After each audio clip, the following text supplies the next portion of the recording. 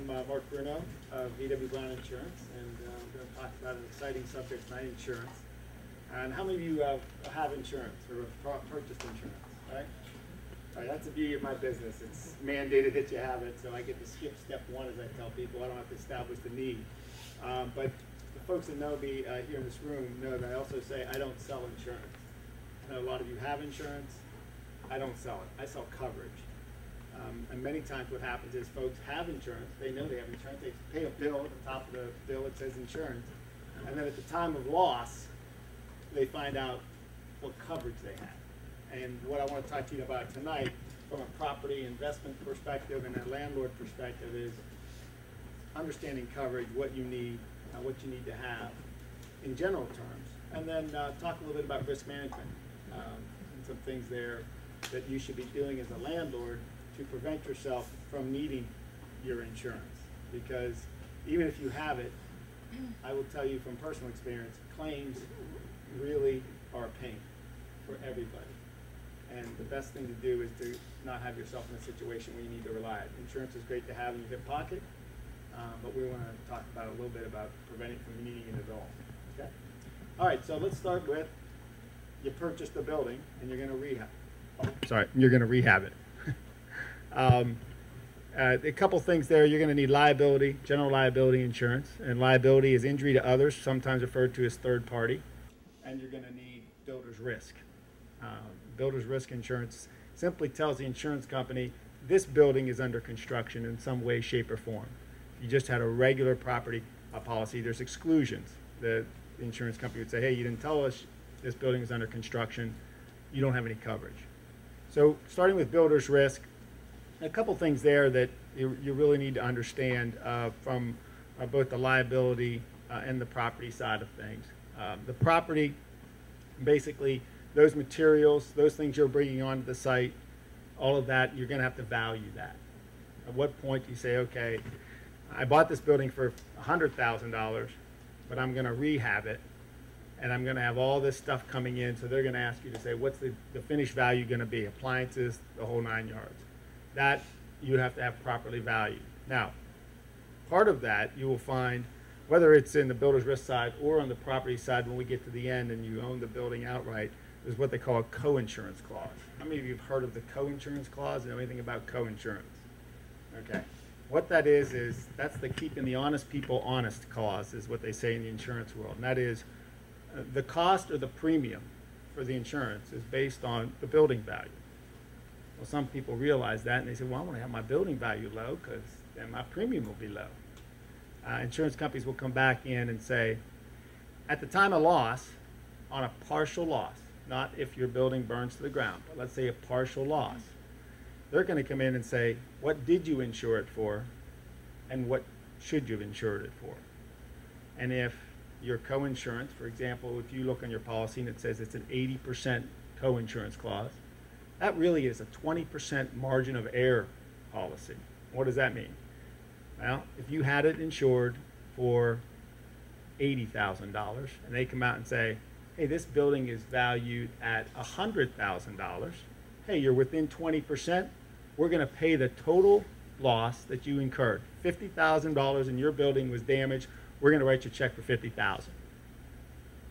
They come out and said, hey, wait a minute, you insured it for 80 and it was 140. Well, wait a minute, you're not anywhere close. What did you insure it for? What should you have insured it for? What's the percentage? And let's say that percentage comes out to be 75%. Then they're going to penalize you. And instead of paying you $50,000, they're going to pay you 25% less. Okay, so you're going to get a penalty. Now, someone says to me that only occurs on a partial loss. Yes, because when your building burns to the ground, they'll never pay more than what's on the policy, which was $80,000, and you need 140 or you need whatever. Your penalty is now you don't have enough money to rebuild the building back to where it was. So they don't care if it burns to the ground. But at a partial loss, they're going to come out and say, hey, wait a minute, you've been shortchanging us. We haven't been collecting enough premium for the exposure, so now you're going to get hit with a penalty.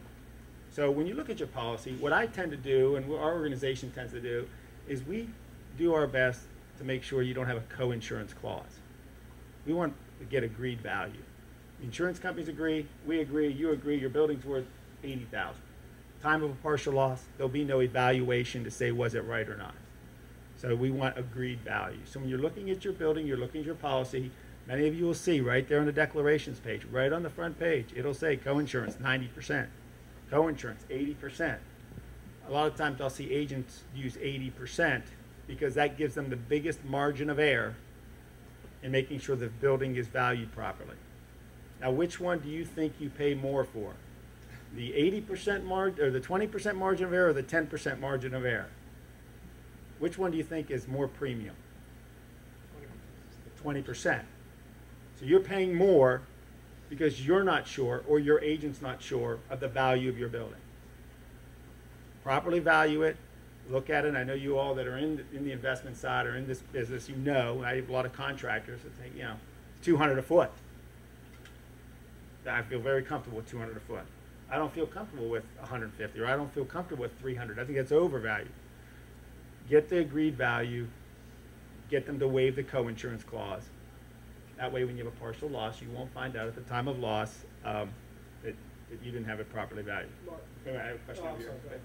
Mark, how often, with that said, how often would you recommend that you revisit the value of the property? So if you got a commercial building that's appreciating, you could have started out and thought that you had a good policy. Yeah. And find out later. That's a good question. Remember, with insurance, we're only insuring bricks and sticks. Okay, we don't care about market value, and we don't care about land. Those are two things that are very hard for us when we go to pay. They'll go, I just paid this much for this bill, or this thing's valued at $1 million, and you're telling me you can, you know, you're only insuring it for $250,000. Right, bricks and sticks. The rest is land and market value. If I took that same building and built it out in the middle of Iowa, you think it's going to cost me $1 million? No. All right. So it's the market value. So we're only going to insure it. But to answer your question, a year. Yeah, I'd take a look at every year and just say, hey, did I change anything? Did material cost change? Is there something in inflation in that regard? But as far as market value, just make sure you understand that your property may be appreciating because of market value, land value, but what's it cost for bricks and sticks? Same thing? Same thing. Yeah. Excellent. All right. So the reason I bring that up is that's one of the #1 things that property owners tend to not understand, not get, and that co-insurance clause, you really want to make sure, if you can, you want it waived. You want agreed value, no co-insurance clause, and be careful that you don't see something that says 100% co-insurance, because that means you got zero margin of error with some companies. Some companies use 100%, and that means agreed value. Just get clarification on that. But for the most part, that kind of gives you that side of things. Now, builder's risk, you got to let them know when the thing is done. You can't just think, well, it's finished, I didn't call my agent, but you got to let us know, because immediately then we have to be able to flip that over into a landlord policy. But from a builder's risk perspective, it's when's it going to start, when's it going to stop, and talk to your agent, your insurance professional, about whether or not the builder's risk policy is prorated. Some companies make you buy a year. Well, what if it's a 6-month rehab project? They say, well, we'll give you money back. We won't write anything less than 6 months, but if you bought a year policy and you call up and say we're done, we'll prorate it. So you want to find someone who's got a prorated policy. If you have an 18-month project, 12, 14, whatever it is, look for a proration on that. Otherwise, you're going to buy a whole year and you didn't need it. And ask your agent to find you a market that'll do that. All right, so we got this property. We'll talk liability for a moment there. Again, is it fenced off? How are you maintaining security and making sure that you're preventing things from happening? Liability insurance, as you thought I'd have paid Mark for his plugs on insurance, but it really is the thing to have. An umbrella, which is excess liability. You really need to have at least $1 million per property is what we look at. And someone says, really, $1 million per property? Well, if you're renting it out, get into that in a minute about where we come up with some of these numbers, but the excess liability and the cost for an umbrella is well worth it at the time of loss. All right, so you rehabbed it, you got it insured to value, and now you're a landlord, and now you've got these liability exposures. What are you going to do? Well, people will say, what is the right amount of insurance? How do you come up with that $1 million? Well, as a landlord, you have to hold yourself to a standard, which they're going to hold that same standard in the courts and the jury. And that reasonable, what would a reasonable and prudent individual have done in your circumstance? So if you've got a flat or a brownstone or a what do they call them, a 3 flat that you rehabbed in the district or anywhere else, and it's got gas. Okay. Do you have carbon detectors? You'd be surprised how many homes I go into that are landlord or investment properties, and we'll go in and say, where are the carbon detectors? Oh, we don't have carbon detectors. Okay, well, you've got a gas stove and a gas dryer and no carbon. So when your tenant dies, they're going to come back and say, well, you didn't have any carbon. You knew there was gas exposure. What would a reasonable and prudent individual have done? They would have had those protections in place. And you didn't, so guess what? You're going to lose, and you're going to lose a hell of a lot more than anybody else did. People ask us all the time about liability, whether it's property owners, landlords, businesses. How much should I have? And I always tell folks, tell me your degree of negligence, and I may be able to help you out with that. Were you talking on the phone while you were driving and speeding? Were you drinking? Tell me what the degree of negligence were. Did the person who jumped out between 2 parked cars late at night, were they wearing all black clothes and you couldn't see them? Or were they in a lighted area, you weren't paying attention? And tell me what you did. Did you not get carbon detectors?